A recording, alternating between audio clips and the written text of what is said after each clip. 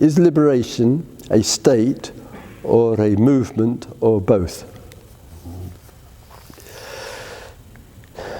Very valid question, endeavour. When I use freedom and liberation, these concepts are used very interchangeably for myself there. And it is not a state. And the reason, language for a moment here, a state is that which is formed together. It might be called the nation state, or the mental state, or the state of things.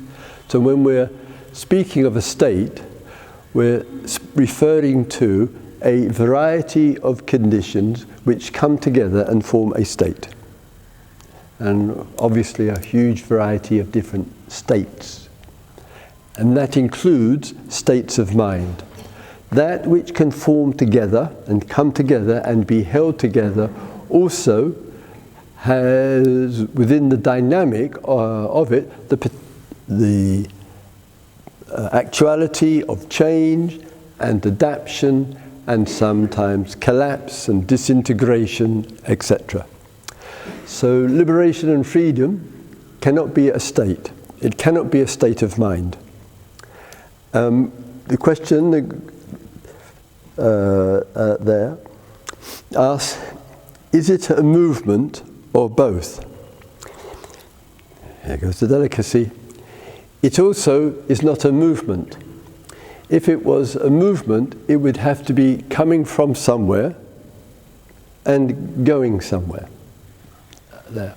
And that movement would be affected by the circumstances.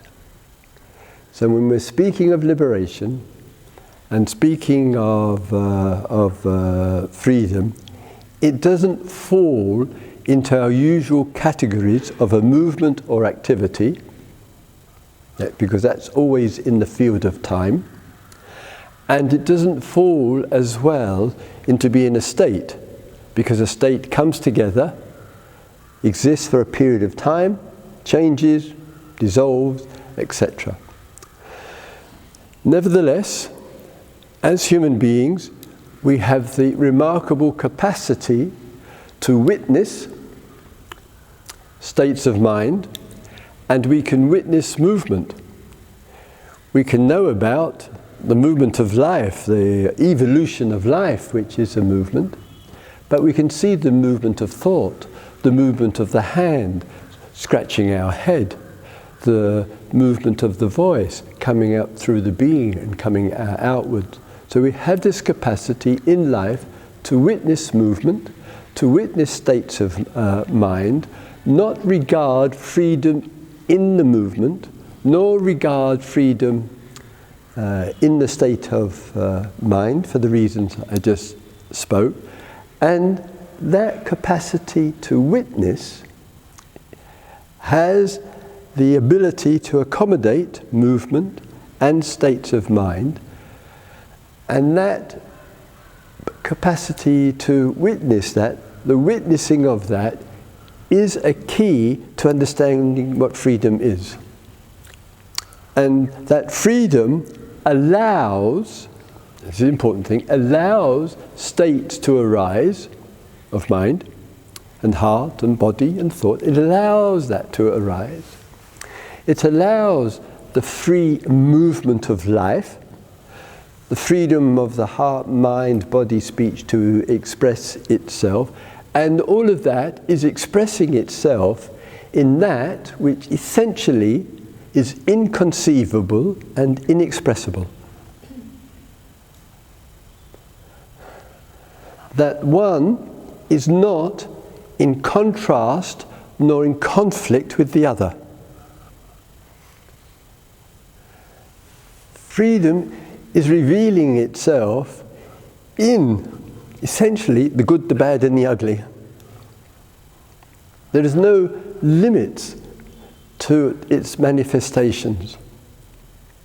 And as human beings, we can know this, and because it's not a state, it is not destructible. Because it's not a movement, it's not in time, called past, present and future.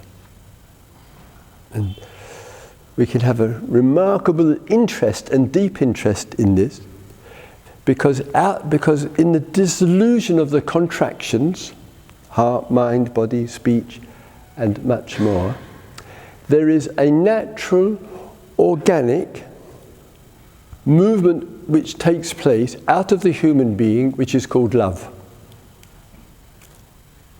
That's the outcome, which is called wisdom, which is called realizations, which is called spontaneous insights, which is called empathy. When the contractions of states of mind, identification with time, becoming, all of that has faded, something deep and profound emerges out of the human being. And there is no end to those confirmations of liberation.